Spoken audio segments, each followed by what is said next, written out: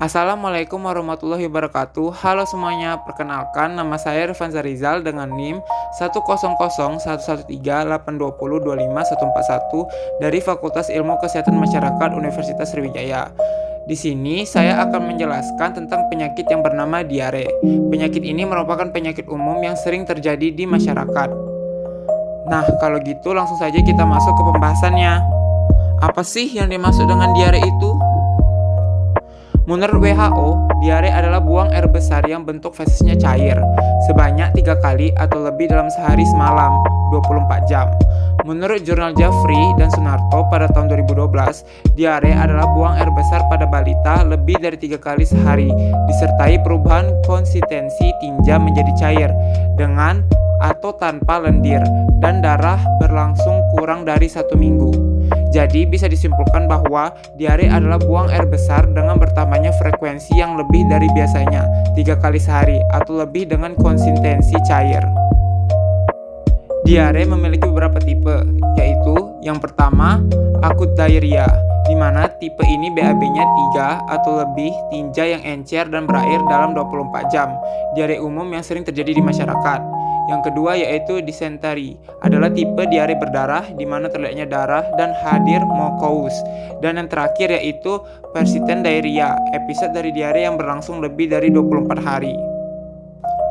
Penyakit dari diare ini bisa akut dan kronik. Jika akut, maka penyakitnya lebih dari 2 minggu umumnya disebabkan oleh infeksi. Dan jika kronik, penyakit lebih dari 4 minggu dan tidak infeksi. Diare bisa disebabkan oleh bakteri, virus, parasit, dan penyakit lainnya. Bakteri penyebab diare yaitu Vibrio cholera, merupakan spesies menyebabkan banyak diare di negara-negara sedang berkembang. Shigella, Escherichia coli, Salmonella, Campylobacter jejuni, dan masih banyak yang lainnya.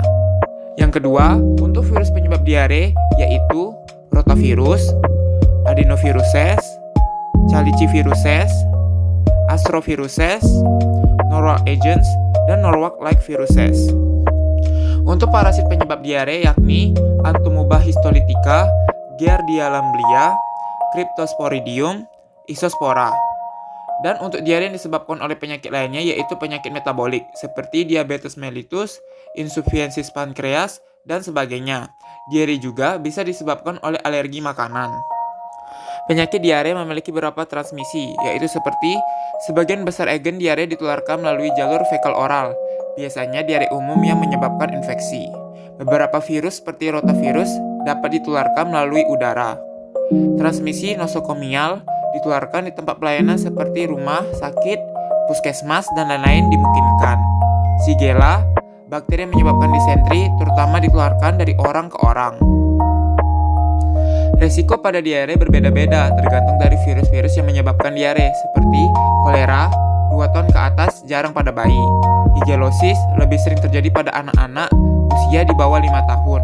Rotavirus diare lebih sering terjadi pada bayi dan anak-anak berusia 1-2 tahun. E. coli diare dapat terjadi pada semua usia. Amebiasis lebih umum di antara orang dewasa. Faktor-faktor resiko diare pada anak seperti ASI yang kurang optimal, makanan yang terkontaminasi, kualitas air yang buruk, sanitasi dan higien yang buruk, malnutrisi, defisiensi mikronutrien, vitamin A defisiensi, dan zinc defisiensi, resiko lebih tinggi.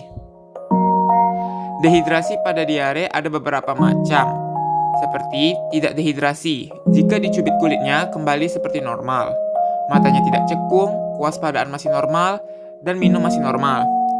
Dan untuk setengah dehidrasi, jika dicubit dia akan kembali tetapi agak lambat. Mata mulai cekung, keinginan untuk minum tinggi, dan gelisah. Dan terakhir dehidrasi parah, jika dicubit kulitnya lama untuk kembali normal. Mata cekung, keinginan untuk minum rendah, tidur menjadi tidak normal. Pencegahan dari diare yaitu 1. Air yang aman, 2. Makanan yang aman, 3. Memperbaiki kekurangan vitamin A dan zinc, 4. Penggunaan kakus. Pengobatan pada diare ada beberapa macam, seperti yang pertama, rehidrasi, menggantikan kehilangan cairan dan elektrolit. Minum oral rehydration, salt, atau ORS, atau oralit, mencegah dehidrasi tidak menjadi buruk ataupun tidak menjadi dehidrasi. Yang kedua, antibiotik, sesuai dengan jenis patogen, jika patogennya adalah bakteri. Ketiga, mulai makan makanan secepat mungkin, dan juga harus ganti pola makan makanan yang bergizi. Baiklah, itu saja penjelasan materi dari saya. Jika ada salah kata, mohon dimaafkan. Wabillahi taufiq walhidayah. Wassalamualaikum warahmatullahi wabarakatuh. Terima kasih dan sampai jumpa.